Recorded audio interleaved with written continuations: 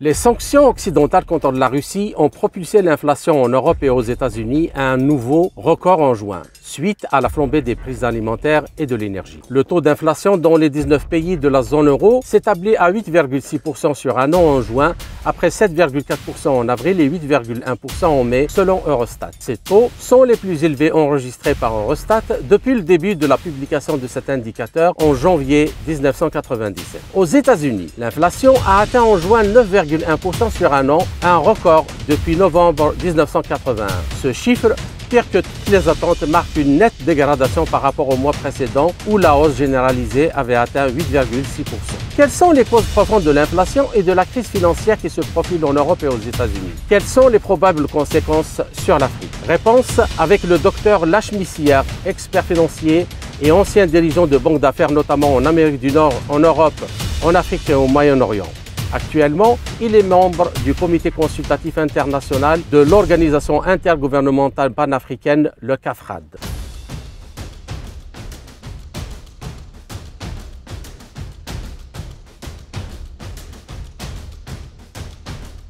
Effectivement, c'est une question très importante parce qu'elle touche le monde entier. Pour pouvoir répondre à cette question, je crois qu'il faudrait tout d'abord planter le décor et voir la genèse des phénomènes que nous vivons aujourd'hui. Comme vous savez, juste avant la période Covid, c'était l'euphorie économique dans le monde occidental en particulier. Donc, toutes les économies annonçaient des croissances qui n'ont jamais égalées, de 4,5%, même certains jusqu'à 7%, etc.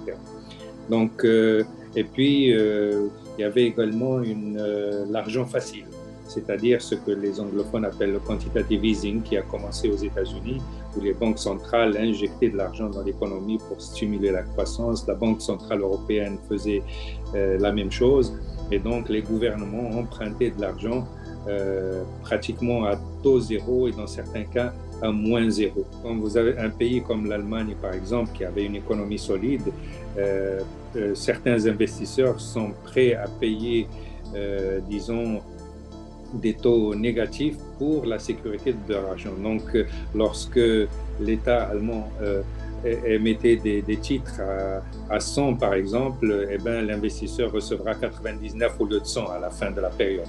Donc, ce qui est impensable. Tout ça pour avoir le refuge de son argent pour qu'il ne soit pas risqué. Donc, cette période a permis à beaucoup de gouvernements européens d'avoir de l'argent facile et emprunter et stimuler leur économie. Lorsque c'était en fait la période de l'apogée de la mondialisation, le commerce international était florissant, etc., jusqu'à l'avènement du Covid. L'avènement du Covid va changer complètement la donne parce qu'il a entraîné un arrêt pratiquement total des économies de tous les pays, notamment des pays développés et de la Chine qui était devenue un peu le moteur industriel de la planète. Et avec ça, donc, cela a entraîné l'arrêt de la demande. Donc, les gens étaient confinés, les gens ne pouvaient pas aller faire leurs courses, ils étaient chez eux, et il y avait en quelque sorte un début de thésaurisation. Donc, les gens avaient économisé beaucoup d'argent, les entreprises allaient très mal parce qu'il n'y a plus d'acheteurs de leurs produits, elles ne produisaient pas, les gens restaient chez eux. Et c'était un processus de soutien disons, aux entreprises qui étaient en difficulté, et également le soutien aux travailleurs qui n'avaient plus de ressources parce qu'ils ne travaillaient plus. Et ils ont continué à injecter l'argent et les banques centrales rachetaient les titres, aussi bien des États que des entreprises, etc. Et donc, ceci fait que la dette souveraine gonflait, fait que la dette des entreprises également gonflée, parce que cet argent-là, il faut le rembourser un jour.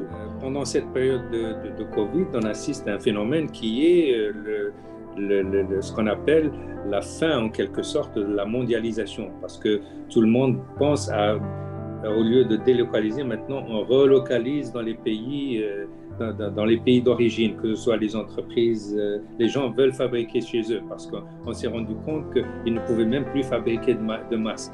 pendant la période Covid. Donc, c'était la Chine qui livrait les masques, d'autres pays qui ont envoyé les seringues, qui ont envoyé les vaccins, qui ont envoyé... Et même le paracétamol, ils étaient incapables de le fabriquer, ils n'avaient pas les moyens de le fabriquer. Donc, on commence à voir un phénomène inverse, donc de relocaliser certaines industries dans les pays développés.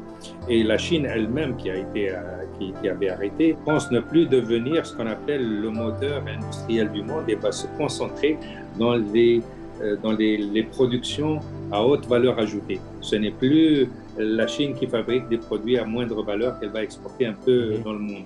Donc, on assiste à une restructuration du monde entier, de l'activité commerciale et industrielle dans le monde. Ensuite, une fois que le Covid s'est terminé, l'économie a repris très fort parce que, comme on a dit auparavant, les gens avaient thésaurisé de l'argent, avaient de l'argent et donc étaient prêts à racheter des voitures, acheter beaucoup de produits, aller et l'économie s'est emballée. On est arrivé à une situation de surchauffe, à tel point que certaines entreprises ne pouvaient plus trouver de gens à embaucher. Donc, il y a aux États-Unis, on est arrivé au plein emploi, donc il y a le taux d'emploi est arrivé à 3,6%, ça s'est jamais vu. Quand on est à 5%, donc c'est le plein emploi. En Europe, on approchait les 6, ce qui n'a jamais été le cas depuis très très longtemps. Et donc il y a eu des tensions avec ce pouvoir d'achat supplémentaire, avec cet argent facile qui a été injecté dans l'économie et le fait de ne pas trouver de travailleurs pour combler les postes. Donc il y a eu un début d'inflation et donc les prix ont augmenté. Et donc intervient l'affaire de l'Ukraine, qui est un phénomène accélérateur uniquement. L'inflation a commencé bien avant, au point que, parce que l'affaire d'Ukraine, elle a engendré une inflation dans le secteur de l'énergie beaucoup plus et des produits alimentaires, c'est-à-dire le blé, l'huile, etc. La transition énergétique, c'est un phénomène de longue haleine, donc elle ne peut pas du jour au lendemain pallier de remplacer les énergies fossiles, que ce soit le gaz ou le pétrole. Donc ce sont deux éléments essentiels et surtout certains pays européens comme l'Allemagne sont tributaires donc des livraisons surtout de la Russie en matière d'hydrocarbures. Et donc, nous sommes en train d'assister aujourd'hui à un effet boomerang des sanctions qui ont été, disons, décidées contre la Russie. Donc, c'était l'euphorie, combattre la Russie par tous les moyens financiers, sanctions économiques, sanctions financières et autres, mais sans prendre garde à l'effet boomerang qu'on est en train de voir aujourd'hui, parce que la Russie aussi a des moyens de réagir, et l'énergie est le cas le plus parlant. Aujourd'hui, l'inflation est arrivée aux environs de 8%, 9% dans toute l'Europe occidentale et aux États-Unis. Et ça cause d'énormes problèmes au gouvernement en place, parce que ça touche le pouvoir d'achat. On était en train de parler de l'inflation des prix. Cette inflation des prix va être conjuguée par l'inflation des salaires, parce que les gens, leur pouvoir d'achat a diminué et donc il y a une pression pour augmenter les salaires. Il y a certains pays qui importent également beaucoup de produits. Il y a l'inflation importée qui s'ajoute. Quand vous voyez par exemple la balance commerciale de la France, elle a fait 100 milliards de déficit cette année par rapport à l'Allemagne qui a fait 10 milliards d'excédents. Et donc, un pays comme la France a beaucoup d'inflation importée parce qu'il importe des matières premières, il importe du pétrole. Et donc, tout ça conjugué fait que l'inflation augmente. Le rôle des banques centrales, que ce soit la BCE, la Banque centrale européenne ou la Réserve fédérale américaine, leur rôle central, c'était de lutter contre l'inflation. Lorsque l'inflation était de 3% ou quelque chose comme ça, c'est facile. Mais là, pour lutter contre l'inflation, ils sont obligés d'augmenter les taux d'intérêt. Et donc, l'argent facile est terminé. Et on n'a jamais vu, par exemple, la Fed aux États-Unis augmenter les taux d'intérêt de 75 points de base. Généralement, c'est 25 points de base. Quand ils sont téméraires, ils vont jusqu'à 50 points. Ils sont allés à 75 points de base. Et ils sont en train de parler aujourd'hui à 1%. Et la Banque centrale européenne a augmenté 50 points de base d'un coup. Mais ceci ne changera rien parce que l'inflation est de 9%. C'est un coup d'épée dans l'eau, donc on ne peut pas... mais selon les analyses du FMI, etc., on pense que l'inflation l'année prochaine va descendre à 3% et en 2024, elle sera de 2%, elle reviendra à 100%. Mais ça, pour moi, c'est une vision très optimiste.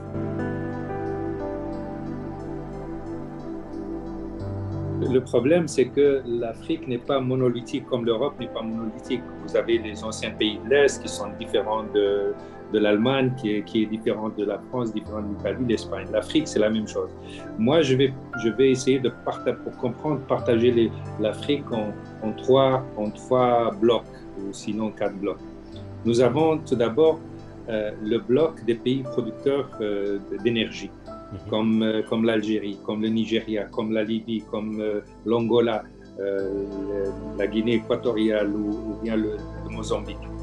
Ces pays-là vont avoir un effet, disons, conjoncturel positif, dans le sens où actuellement les produits énergétiques, que ce soit le pétrole et le gaz, en le vent en poupe et les prix ont augmenté.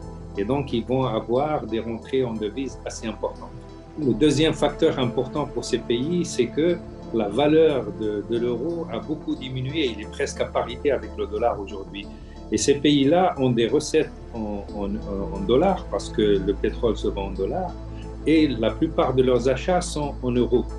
Ils achètent de l'Europe à cause de la proximité, à cause des relations traditionnelles, etc. Donc, ils ont un double avantage. Mais ces pays doivent prendre garde parce que c'est une situation pour moi conjoncturelle. Elle va durer 1 an ou 2 ans.